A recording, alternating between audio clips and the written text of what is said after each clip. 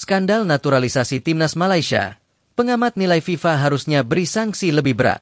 Sanksi tegas dijatuhkan FIFA kepada Federasi Sepak Bola Malaysia, FAM, dan 7 pemain naturalisasi. Komite Disiplin FIFA menyatakan FAM bersalah karena memalsukan dan memanipulasi dokumen agar para pemain dapat memperkuat timnas Malaysia di kualifikasi Piala Asia 2027, termasuk saat menghadapi Vietnam pada 10 Juni 2025. Federasi Sepak Bola Negeri Jiran itu dijatuhi denda 350.000 franc Swiss atau setara 7,3 miliar rupiah. Sementara 7 pemain yang terlibat antara lain Gabriel Arrocha, Facundo Garces, Rodrigo Holgado, Imanol Machuca, Joao Figueiredo, John Irazabal, dan Hector Hevel masing-masing didenda 2.000 franc Swiss, 42 juta rupiah, dan dijatuhi larangan bermain selama 12 bulan. Kasus kelayakan mereka untuk membela timnas Malaysia kini dilimpahkan ke Tribunal Sepak Bola FIFA untuk peninjauan lebih lanjut. Meski hukuman sudah dijatuhkan, pengamat sepak bola nasional, Kesit B. Handoyo, menilai sanksi itu belum cukup memberikan efek jera.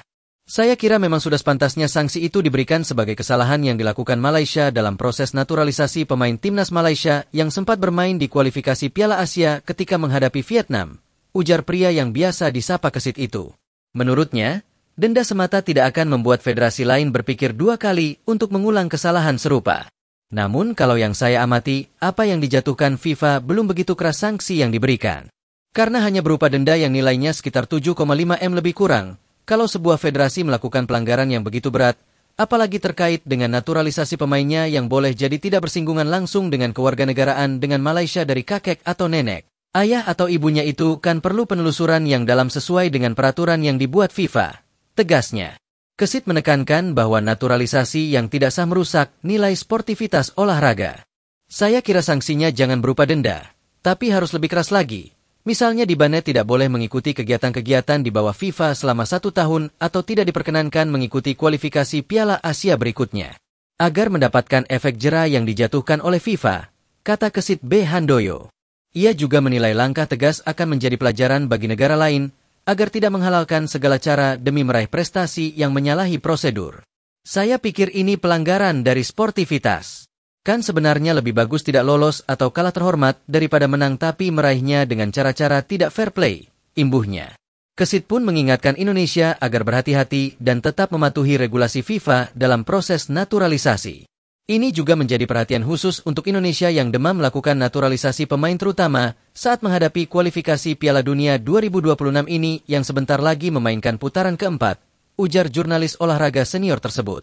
Tapi kan Indonesia pemain-pemain yang dinaturalisasi pure pemain yang memiliki darah Indonesia.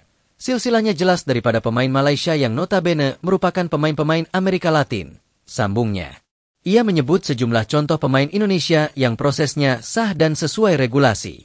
Bahwa darah Indonesianya mengalir entah dari kakek, nenek, ayah atau ibu sehingga bisa dinaturalisasi. Ya seperti Martin Paes dulu, neneknya lahir di Indonesia dan menurut persyaratan FIFA itu masih boleh.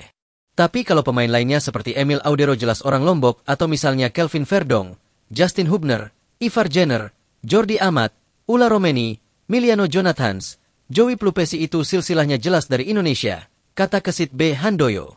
Kini, skandal naturalisasi Malaysia ini menjadi peringatan keras bagi dunia sepak bola Asia Tenggara.